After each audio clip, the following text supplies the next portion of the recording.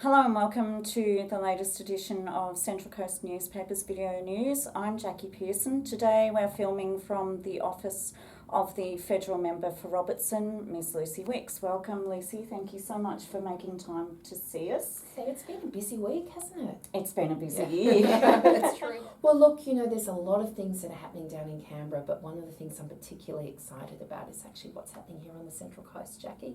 The last week or so, I was just going through the ATO and seeing, there's around 80 people already working there.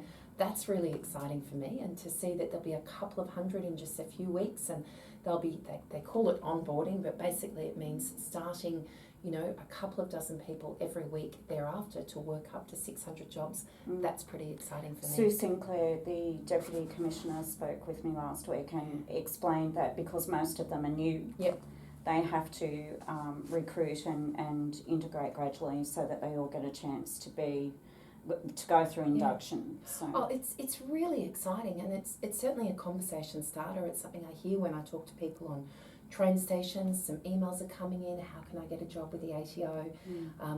A lot of Central Coast people want the opportunity to be able to work locally where they live. So many people are commuting, as you know, 1 in 4 people at least on the Central Coast.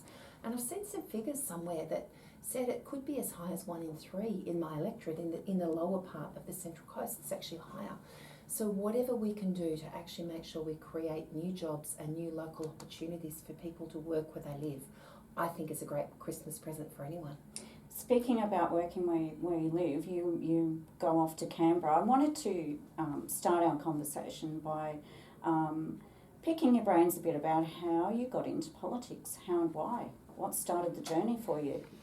That's an interesting one. I went to a school, a local school here on the Central Coast in Narara, the Christian school there, and they always used to teach about values, about giving beyond yourself and what can you do. And so, of course, I was involved in the fundraisers and helping, in different little projects around the community. That probably got me involved and got me interested in thinking, how can I make a difference? Mm-hmm. And so I thought, yes, I'd love to go into politics. And my dream was always to be the member for Robertson at 15 years of age. I thought that was something that, would be incredible and a great opportunity. And I feel very fortunate that some quarter of a century later that I got the opportunity to be able to serve. But the reason that I'm in politics and the reason that I love it is probably a result of my own lived experience here on the Central Coast. So when I was growing up here, we just had a university starting at Arimba, but I couldn't do the degree that I wanted to do. I wanted to do an arts degree, and I wanted to focus on music and English and history. I couldn't do that here on the Central Coast. I didn't have the choice to study here on the Central Coast. I had to go away. And for so many people, that remains the case. And then once I finished studying and I actually got work, I started back as a teacher at my old school, but then I was working in Sydney because I was working in politics.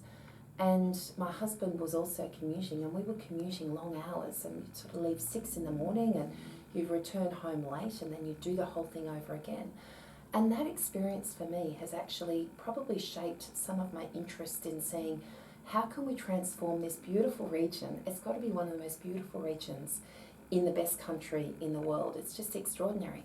But the lack of opportunity here for people to be able to pursue their chosen career, to be able to get a job where they live. We see relatively high youth unemployment here. We've got a huge commuting population, and we've got so many people who actually leave the Central Coast because the jobs or their education takes them elsewhere. So I guess for me that's a massive motivating factor. So you've been very pivotal in ensuring that there's federal money for the revitalisation of Gosford, both through getting a medical school set up and research institute at the hospital, and also the ATO.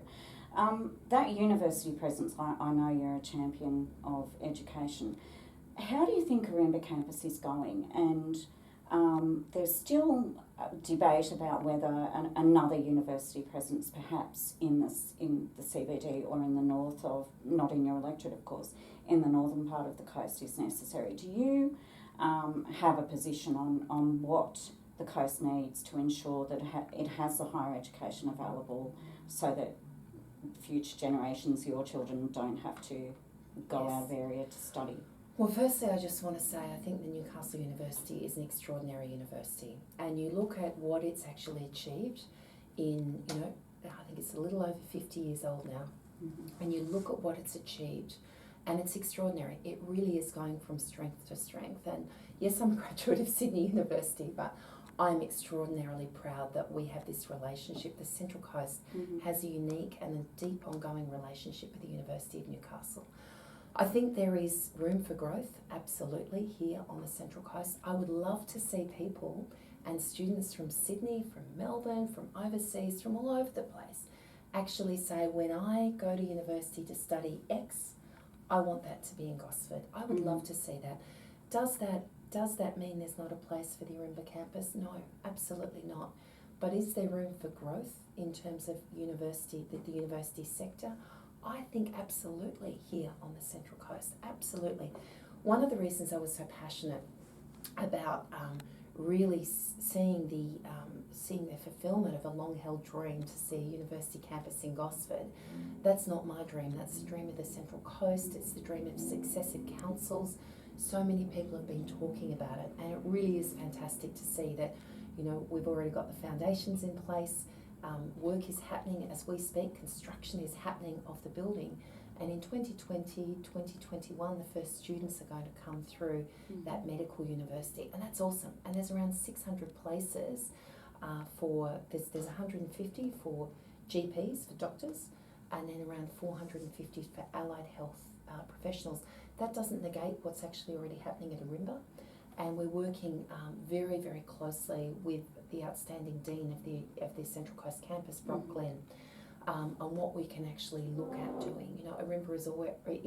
Newcastle University is already offering an MBA now, which is extraordinary for people here on the Central Coast, and I certainly look forward to seeing what may be possible in the months and the years to come.